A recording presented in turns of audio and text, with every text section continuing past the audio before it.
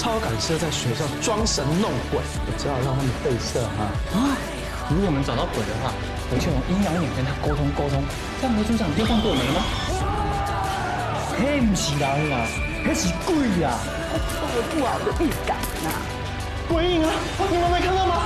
如果你继续留在人间，就会开始害人。我不会就像那个。八大戏剧台每周六晚间8点，超感应学员